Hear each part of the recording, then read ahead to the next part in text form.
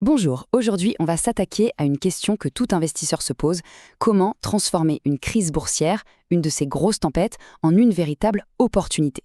On va parler d'une méthode pour ça, le plan de réinvestissement pyramidal. En gros, c'est une stratégie pour naviguer dans les moments difficiles avec un plan d'attaque bien précis. Et pour commencer, rien de tel qu'une citation de Benjamin Graham, le maître à penser de Warren Buffett, excusez du peu. Il dit « L'investisseur intelligent achète aux pessimistes ». Ça nous met tout de suite dans le vif du sujet, non? Ça résume parfaitement le combat permanent en bourse.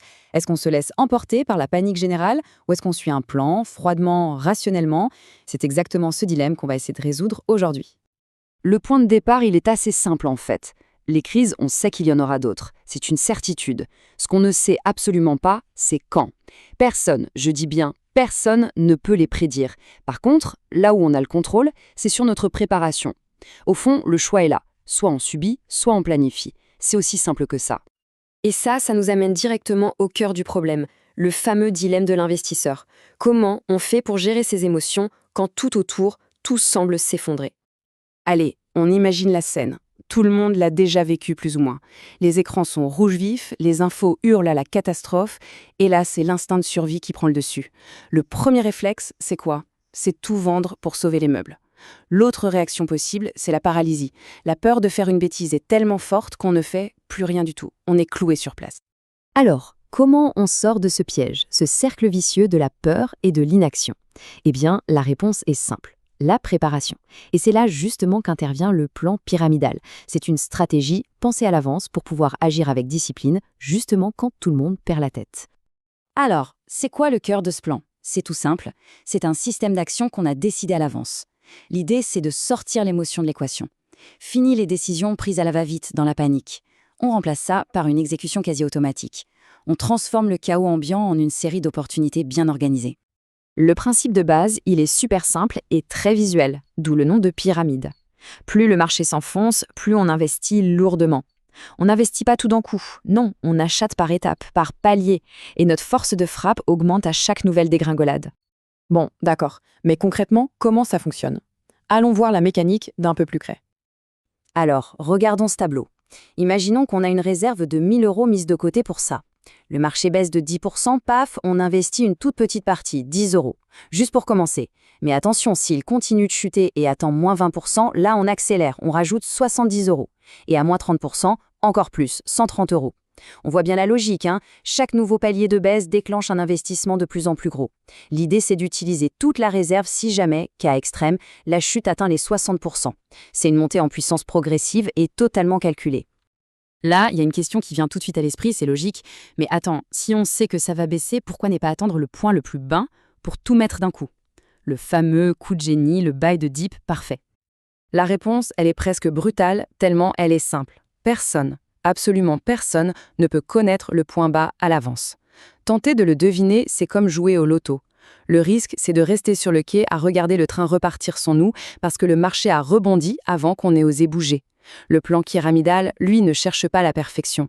Il cherche l'efficacité et la résilience.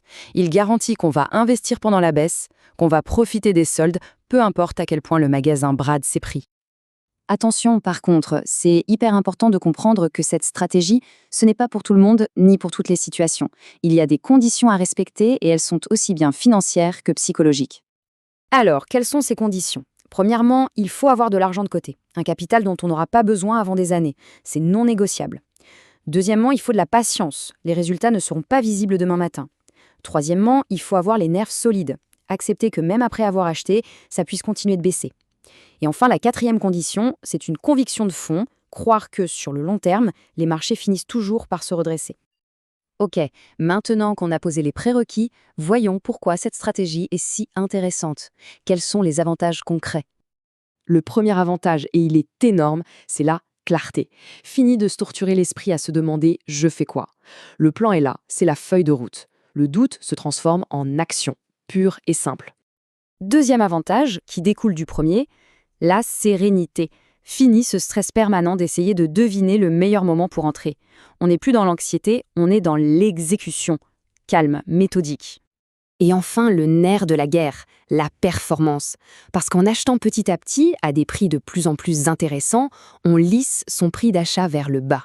Et ça, mécaniquement, ça maximise le potentiel de gain quand le marché repartira à la hausse. Et attention, ce n'est pas juste une belle idée sur le papier, c'est une logique qui est soutenue par la recherche. Il y a une étude de 2003, par exemple, qui a montré que les entreprises qui gardent du cash sous le coude pour investir pendant les récessions, eh bien, elles font de bien meilleures performances que les autres. Ce plan pyramidal, au fond, c'est juste l'application de cette stratégie de pro à l'échelle de l'investisseur particulier. Pour résumer tout ça, on peut vraiment voir cette stratégie comme sa propre boîte à outils anti-crise. Il y a 2 éléments clés.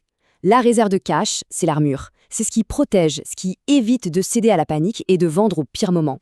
Et le plan pyramidal, c'est l'épée. C'est l'outil qui permet de passer à l'offensive, de contre-attaquer et de profiter des opportunités incroyables que la crise met sur la table.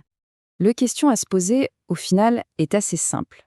Lors de la prochaine tempête sur les marchés, est-ce qu'on veut être un spectateur emporté par la vague de panique ou est-ce qu'on veut être un stratège qui navigue calmement avec une carte et une boussole? Toute la différence, elle se joue maintenant, dans la préparation.